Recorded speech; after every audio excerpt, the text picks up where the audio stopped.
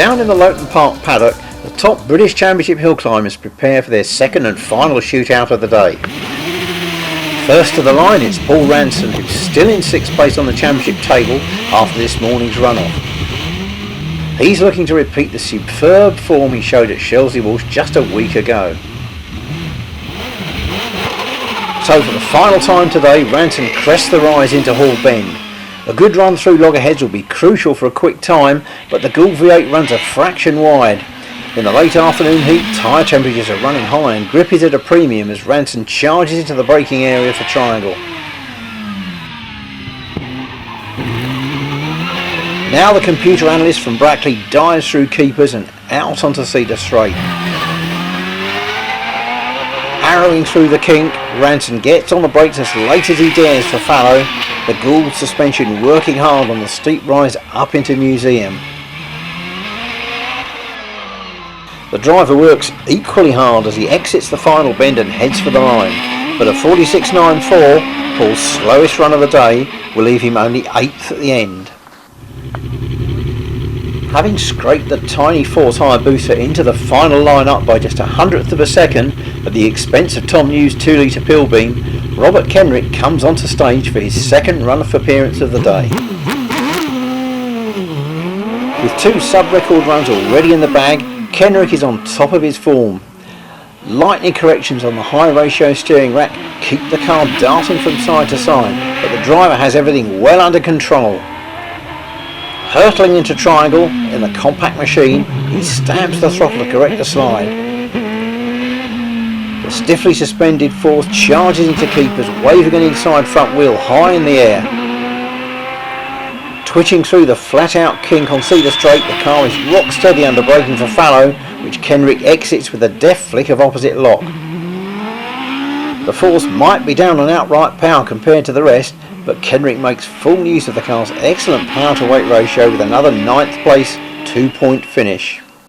Mark Coney and his brother Andy have really found their feet this year with the V6 Gould, and Mark prepares for his 5th British run-off appearance of the year. Largely supplanted by the 3.5 litre Cosworth Champ car derived Nicholson McLaren V8 in recent years, the 2.5 litre Opel badged ex-German touring car V6 of similar Cosworth origins was the engine to beat in hill climbing at the start of the decade. Graham White Jr. took 2 consecutive British titles with the unit installed in the then new Gould GR51 chassis, and several Opel V6 units are still in use not only on the hills but in such diverse machines as Andy Burton's innovative and very rapid Peugeot rally car. The Coney Brothers Gould is one of the quickest V6s on the hills, but these days Mark is at something of a power disadvantage to the top V8s, and despite a quick and tidy run, he fails to add to his points tally.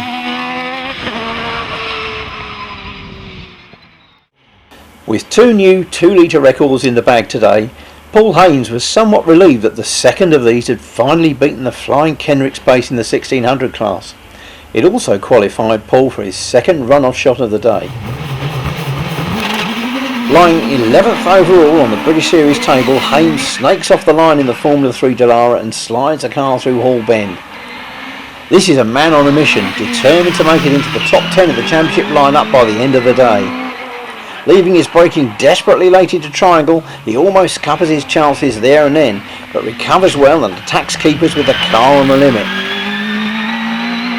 Full power through the kink and Haynes is really trying hard. Once again he locks up under braking, but once again he recovers. It's a spectacular if scrappy run and it does the job. 47.09 and that single point for 10th assures Haynes of a top 10 championship finish by close of play. Now Martin Groves comes to the line. At this stage of the game he knows he can't afford any more mistakes, but he also knows he's got to go for it. And go for it he does. Running almost too wide out of Hall, Martin gets back on the power and really cuts it fine through loggerheads. This is the champion trying as only he can. Into Triangle and Groves is quickest so far, almost too quick as the Gould washes out in the apex, but he's back on the power, skating through keepers and really focused as he boots the car up Cedar Straight. Staggeringly fast through the kink, The Gould is rock steady under braking into fallow, and an inch perfect exit launches the car into Museum. The tail snaps briefly out of line, but Groves is right back on course, and a 45.05 takes the lead. After his great start to the season, Basle Pit's fortunes began to fluctuate. He'll be keen to move back up the championship table in the smaller 2.8 litre Nicholson McLaren powered Gould. After a long Hillclimb career in sports cars and smaller capacity single-seaters, Pitt moved into the big league with a Gould GR37 complete with Judd V8. Particularly successful at his home hill, Gurston Down, he won Gurston's single venue championship twice before venturing further afield with the nationwide British Championship. Bitten firmly by the bud, he acquired this very latest state-of-the-art Gould GR55 chassis with a more flexible, smaller capacity NME engine. And last month, only Trevor Willis was able to prevent Basle from taking his first ever British win at Gurston Down. But this afternoon, after a promising 6th place qualifier, the pace is just not there, and a 47.33 leaves Baz out of the points. Having seen Groves' earlier run, Scott Moran knows that a run 4/10 outside his hill record would be good enough. But with the hill now slower, can he find that sort of pace? Moran's driving has a newfound maturity in 2008, and he's easily able to withstand pressure at the level that Groves regularly applies. Wheels in the air, the Gould leaps through loggerheads, flies through Fletchers and arrives at triangle 200ths up on Groves. It's a typical fast but unflustered run from Scott, and there's little to choose between the sport's two top exponents as Gould sighs through the kink and up into fallow. Knife edge braking, steadying the car for the tight 90 left from well over 130 miles an hour. Up the hill into Museum, a touch of understeer on the exit, and there's still nothing in it. 45.05 to beat, and it's a 45.06. Groves gets the verdict. But Trevor Willis qualified the OMS PowerTech even faster than Groves or Moran. On current form, the man who's still second overall in the championship could still be a threat to the leaders. Steve Owen's compact carbon chassis is quick as a ball out of haul and looks quick and smooth round the early part of the course. But Willis is almost half a second down on the leaders into triangle. He's as quick as anyone through keepers, but power tells on the long haul up Cedar Straight, and Trevor's Suzuki bike engine derived V8 is giving away quite a bit of it to Groves and Moran. But with an inch perfect run, he keeps it all neat and tidy through fallow and Museum to leave the rest of the field in his wake. A 45.61 will leave Willis in the final podium position. And so, finally, the top qualifier comes to the line for the very last run of the day. It's the first time that Chris Merrick's been in this position, and despite the tense battle up front between Groves and Moran, everyone at Loton Park is rooting for the amiable former chief of Gloucester CID. Trevor Willis was the last newcomer to the British Winners' Circle. Will Merrick be the next? It's a good launch of the 4-litre Gould Judd V8, and Chris is really on it as he powers the car out of haul and into the loggerhead sweeper. But in a virtual rerun of Mark Goodyear's earlier incident, Merrick runs out of road on the exit, and sadly any chance of victory is gone. But Chris is not one to give up. Back up to speed, he's already into triangle and heading for keepers.